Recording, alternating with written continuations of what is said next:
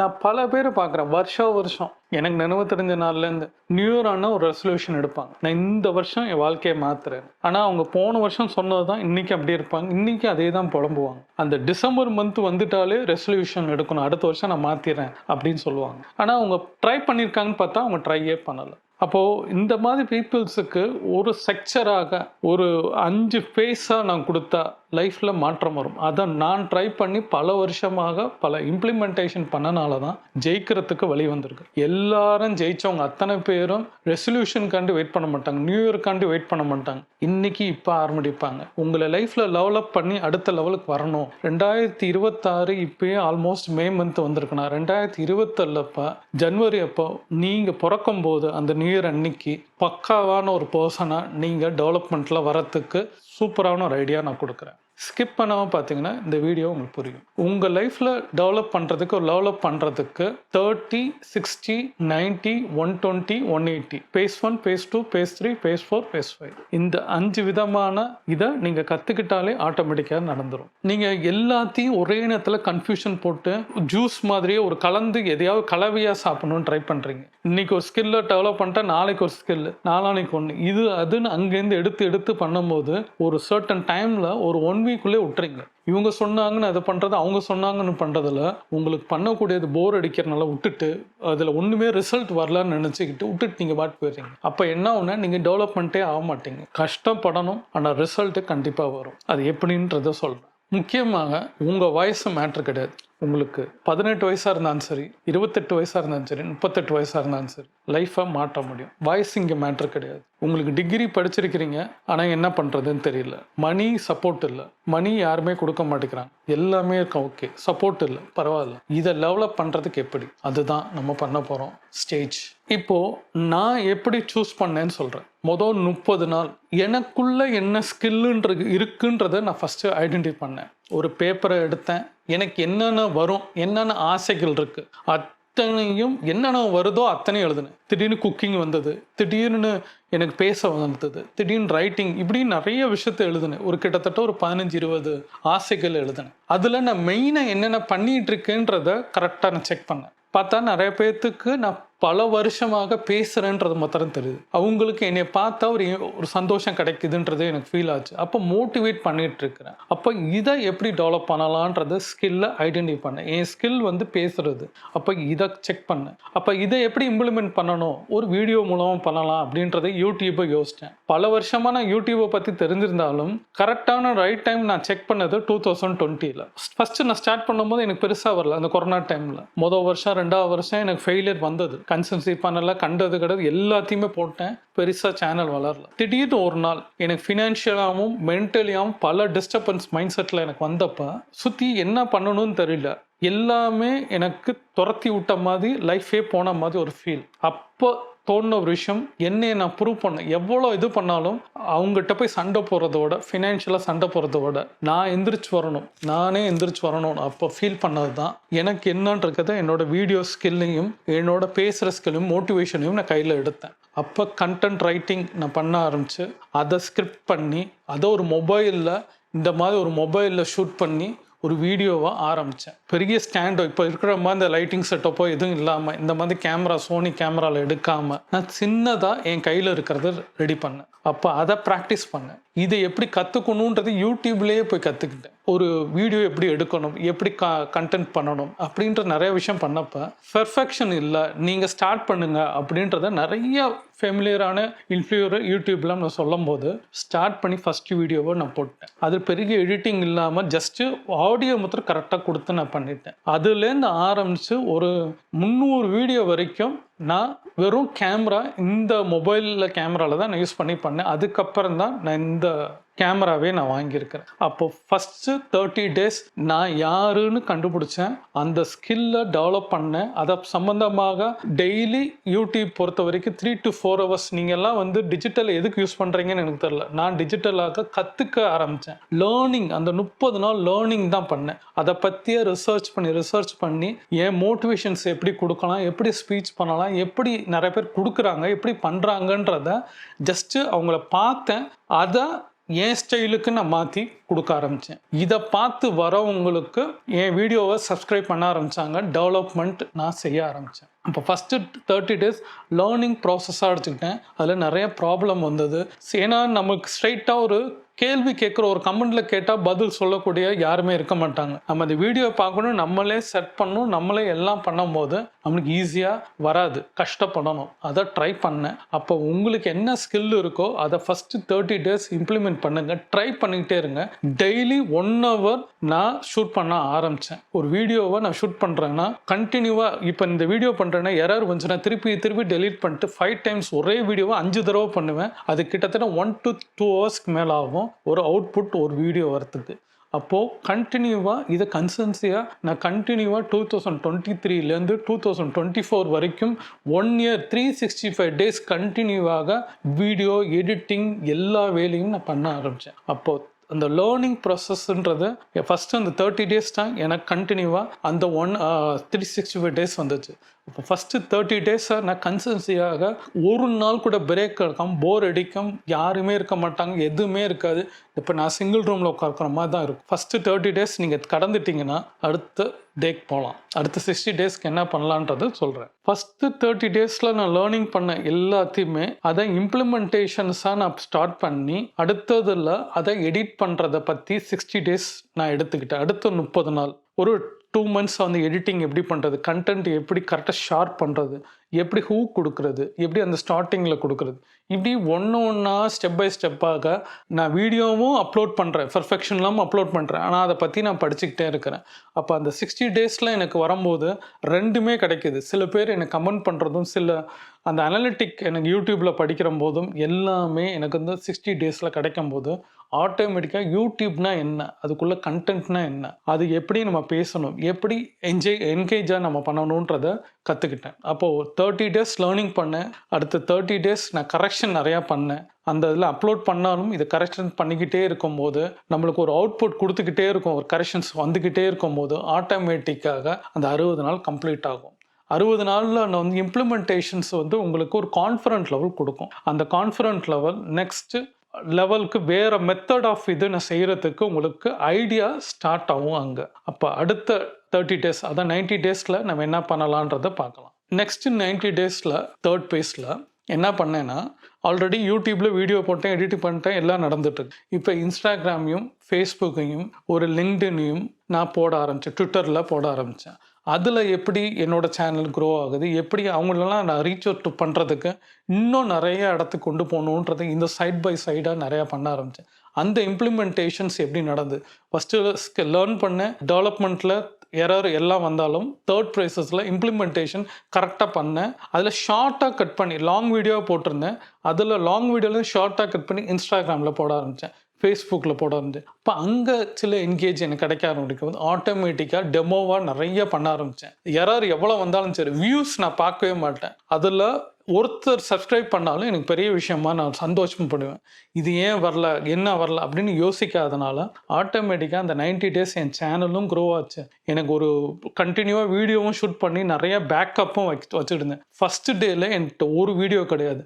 ஆனால் 90 daysல என் கையில் பேக்கப்பாக 15 வீடியோஸ் எனக்கு எப்படியாவது ஸ்டாக் மாதிரி நான் வச்சுக்கிட்டே இருந்தேன். அப்போ இதை எடிட் பண்ணிக்கிட்டே இருந்தேன். 3 நாளைக்கு ஒரு தடவை நான் வீடியோ ஷூட் பண்ணேன், அதை எடிட் பண்ணேன், அடுத்து பழைய வீடியோ எடிட் பண்ண, இப்படி பண்ண ஆரம்பிக்கும் போது ஆட்டோமேட்டிக்காக ஒரு 90 daysல என் சேனலும் க்ரோ ஆச்சு.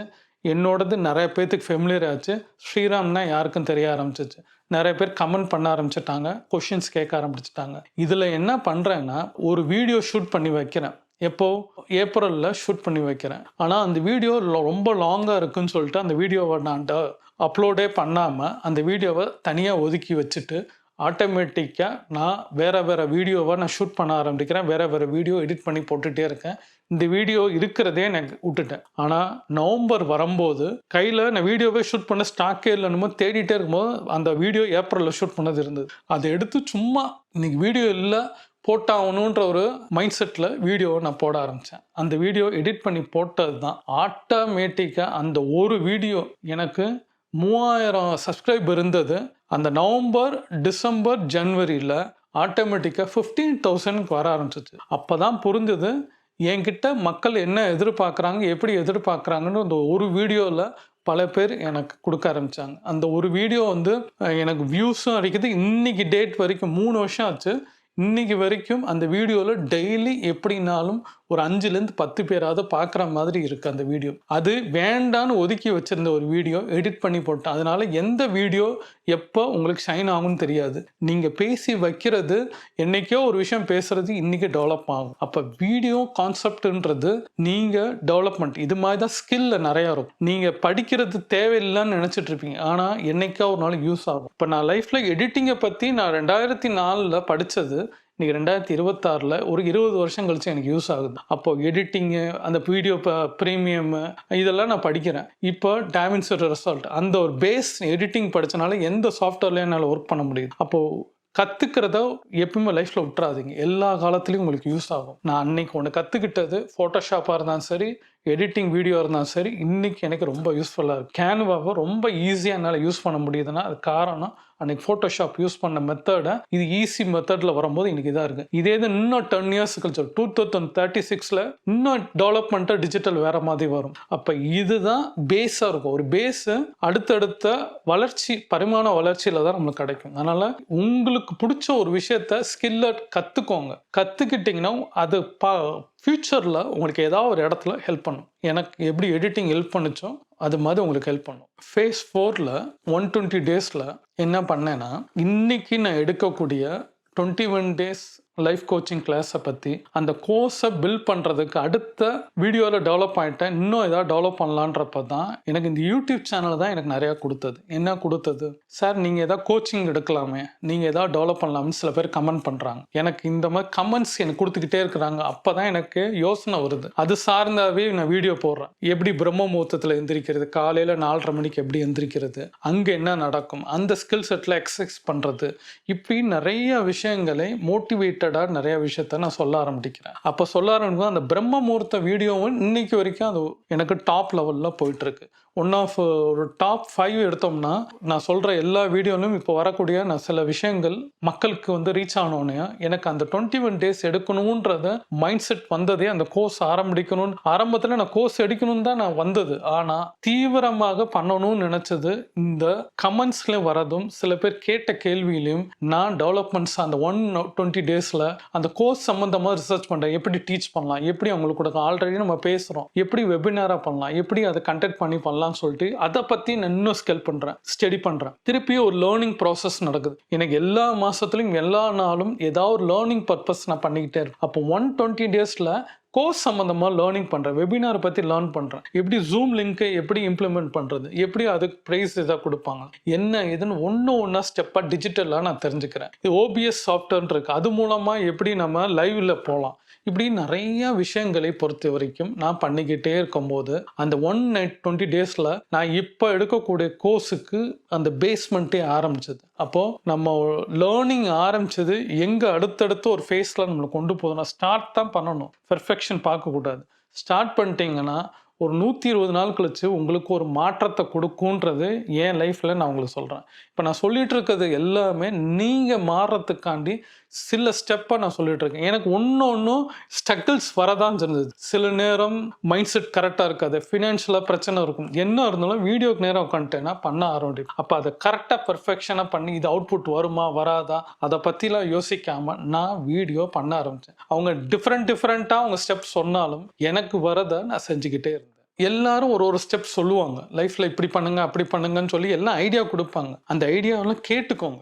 உங்களுக்கு என்ன வருமோ அதை இம்ப்ளிமெண்ட் பண்ணுங்க. யூடியூப்ல 1000 சொல்லுவாங்க, எனக்கு இந்த வீடியோவில் இப்படி பண்ணுங்க அப்படி பண்ணுங்க, நீங்கள் அவங்களை என்கேஜ் பண்ணுற மாதிரி அப்படி பேசுங்க இப்படி பேசுங்கன்னுவாங்க. எனக்கு இயல்பாக பேச தெரியும், இயல்பான விஷயங்கள் தான் பண்ண முடியுன்றதை நான் பண்ண ஆரம்பிச்சேன். அதுதான் என்னோட ப்ளஸ் பாயிண்டாக இருக்குன்றது நான் ஃபீல் பண்ணேன். அதுதான் சில பேர் ஃபீல் ஆகி அவங்க பார்க்க ஆரம்பித்தாங்க. அவங்கள மாதிரி நான் பேசுகிறேன், அவங்களுக்காண்டி பேசுகிறேன் அப்படின்னு மைண்ட் செட் இருக்கிறனால அது குறைஞ்ச பீப்புளாக இருந்தாலும் எனக்கு தேவையானவங்ககிட்ட சேர்றேன்றதே எனக்கு நம்பிக்கை வந்து. அப்போ அந்த 120 டேஸில் ஆட்டோமேட்டிக்காக லைஃப் இன்னும் எனக்கு கான்ஃபிடென்ட் லெவல் பூஸ்ட் ஆச்சு. அப்போ நீங்கள் ஒரு ஸ்கில்லை ஸ்டார்ட் பண்ணால் 120 டேஸில் நீங்கள் கண்டிப்பாக ஒரு ஹேபிட் பெரிய லெவலில் உங்கள் மைண்ட் செட் பண்ணி கொடுக்கும். அடுத்த பேஸ் 5ல் 180 டேஸ் நீங்கள் வரும்போது எப்படி இருக்கும்னா 30-30 நம்ம பார்த்துட்ருக்கோம். அப்போது அந்த 6வது மாதத்தில் நீங்கள் வரும்போது நீங்கள் பண்ண ஸ்கில்லை நான் என்ன பண்ண ஆரம்பித்தேன், ஒரு சேலஞ்சு நானே எடுத்துக்கிட்டேன். தொடர்ந்து 30 நாள் என்ன இருந்தாலும் சாயந்தரம் 6 மணிக்கு வீடியோ போடணும். அப்போ இத்தனை நாள் நான் கற்றுக்கிட்டா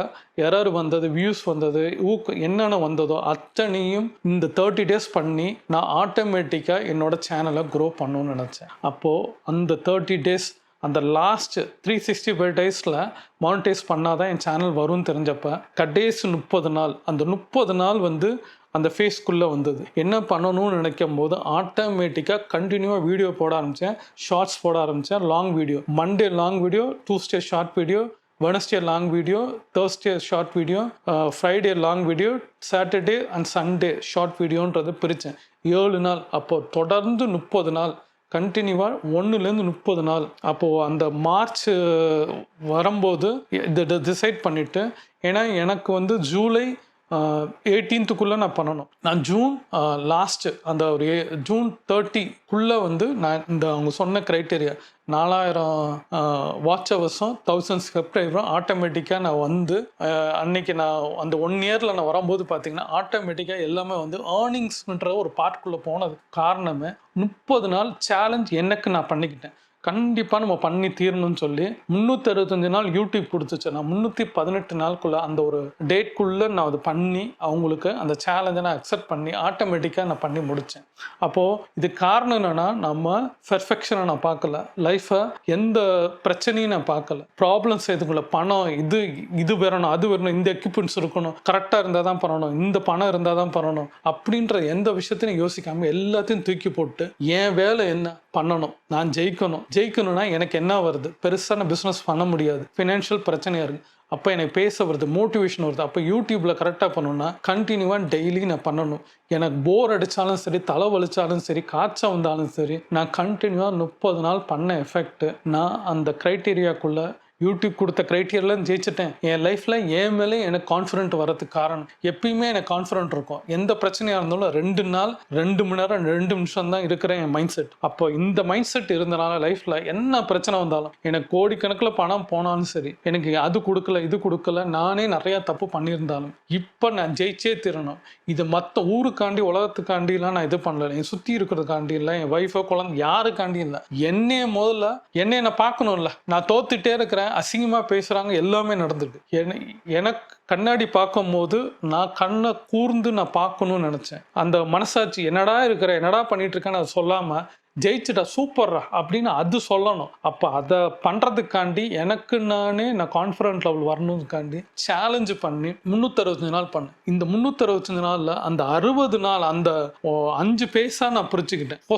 ஃபஸ்ட்டு 6 மந்த்து நான் வந்து ஸ்லோவாக பண்ணாலும் அடுத்த 6 மாதம் பண்ண இம்ப்ளிமெண்டேஷனை தான் உங்களுக்கு நான் சொல்கிறேன். அந்த யூடியூப் சேனல் தான் எனக்கு இப்போ நீங்கள் பார்த்துட்டு இந்த சேனல் அந்த கடைசி 6 மாதம் நான் பண்ண வேகம் எங்கேயோ போச்சு. மொதல் 6 மாதம் பார்த்தீங்கன்னா பெருசாக வியூஸ் போல, பெருசாக சப்ஸ்கிரைப் பண்ணல. ஆனால் கடைசி 6 மாதம் phase 1, phase 2, phase 3, phase 4, phase 5, 30 நாள், 60 நாள், 90 நாள், 120 நாள், 180 நாள். இந்த 180 நாள் நான் பண்ண லைஃப்பில் எஃபெக்ட் போட்டது. முதல்ல வந்து என் ஸ்கில்லை ஐடென்டிஃபை பண்ணேன், பேப்பரில் எழுதி கண்டுபிடிச்சேன். அதை கரெக்டாக இம்ப்ளிமெண்டேஷன் முன்னாடி நான் பண்ணியிருந்தாலும் எனக்கு அந்த 6வது மாதம் அதை ரிசர்ச் பண்ணி எந்த மாதிரி மோட்டிவேஷன் கொடுக்கணும். நிறைய யூடியூப்பில் சொல்லுவாங்க, நீங்கள் அந்த SEO பற்றி ட்ரை பண்ணுங்கள், அதை பண்ணுங்கள். நான் அதெல்லாம் ரொம்ப உட்காந்து அதெல்லாம் பண்ணாமல் எனக்கு என்ன டைட்டில் இன்னைக்கு வருது, இப்போ நான் பண்ணிட்டு இருக்கேன், இந்த டைட்டில் பண்ணுற மாதிரி தான் நான் வீடியோஸ் பண்ண ஆரம்பித்தேன். அதில் அவங்க எத்தனை பேருக்கு தேவை, யாருக்கு தேவையோ அவங்ககிட்ட போய் சேரணும், இந்த பிரபஞ்சம் கொண்டு போய் நிப்பாட்டுன்றதுக்காண்டி நான் அந்த வீடியோ மாதிரி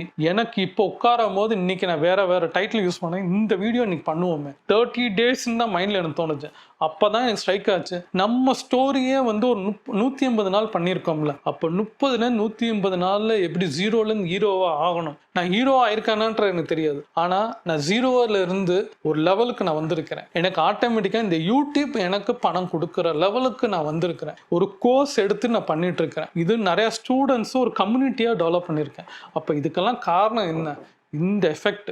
இந்த 6 மாதம் நான் ஒரு எஃபெக்ட் போட்டது, அந்த ஒரு வருஷத்துல இருந்தாலும் அந்த 6 மாதம் எஃபெக்ட் போட்டது தான் உங்களுக்கு இன்னைக்கு உட்காந்துருக்கு. உங்களுக்கு லாஸ்ட்டாக பாயிண்ட்ஸ் நான் சொல்கிறேன். 2027 உங்கள் லைஃபே மாறணும்னா நீங்கள் 2026 நீங்கள் கரெக்டான வேலையை பண்ணுங்கள். சின்னதாக ஸ்டார்ட் பண்ணுங்கள். அது எதுவாக இருந்தாலும் இன்றைக்கே ஆரம்பிச்சிருங்க. இப்போயே நேரங்காலம் அந்த டைமிங்ஸ்லாம் பார்க்காதீங்க, இப்போயே இந்த செகண்ட் ஆரம்பிட்டீங்க. ஒன்று மாத்திரம் சொல்லுவேன், 30 நாள் ஃபஸ்ட்டு 30 டேஸ் நீங்கள் பண்ணி முடிக்கும் போது உங்களை நீங்கள் அப்ரிசியேட் பண்ணுங்கள். சூப்பர்ரா நல்லா பண்ணிட்ட அப்படின்னு. ஆனால் 180 டேஸ் உலகம் உங்களை அப்ரிசியேட் பண்ணும், ரெஸ்பெக்ட் பண்ணும். உங்களையே பார்த்து நீங்களா எப்படின்னு கேட்பாங்க. ஏன்னா லைஃப்பில் அந்த டிசப்பேர் ஆகி வர மாதிரி நீங்கள் எங்கேயோ காணா போன மாதிரி இருக்கும். திடீர்னு 180 நாள் கழிச்சு நீங்கள் ஒரு விஷயத்த கன்சன்சியாக ஒரு கண்டினியூவாக லைஃப்பில் ஒரு விஷயத்த ப்ராக்டிஸ் பண்ணுறீங்க, உங்கள் ஸ்கில்லை டெவலப் பண்ணுறீங்க. என்ன வேணால் இருக்கட்டும். இப்போ நான் வீடியோவில் எப்படி டெவலப் பண்ணுறேனோ நீங்கள் உங்கள் ஸ்கில்லை டெவலப் பண்ணுங்க. 180 நாளில் உங்களுக்கு உலகம் ரெஸ்பெக்ட் பண்ணும். உங்களை சுற்றி இருக்கிறவங்க, உங்கள் குடும்பம், உங்கள் ஃபேமிலி யாராக இருந்தாலும் உங்களை பார்த்து பொறாமப்படுவாங்க. நீங்கள் என்ன ஸ்கில்லை ஸ்டார்ட் பண்ண போகிறீங்க கமெண்ட் பண்ணுங்கள். என்னால் முடிஞ்ச நான் உதவியை கொடுக்குறேன், ஐடியாஸ் கொடுக்குறேன். எனக்கு உங்களுக்கு ஹெல்ப் பண்ணணும்னு எனக்கு ஆசை. உங்கள் ஸ்கில்லை நீங்கள் கமெண்ட் பண்ணிங்கன்னா நான் கண்டிப்பாக கைட் பண்ணுறேன். ட்ரை பண்ணுங்கள். 5 ஃபேஸ் ட்ரை பண்ணிங்கன்னா 30 நாள்லேருந்து 180 நாளுக்குள்ளே எதாக இருந்தாலும் நீங்கள் சாதிக்கலாம் லைஃப்பில். இப்போ என்னோட வயசு 49, என்னாலே சாதிக்க முடியுது.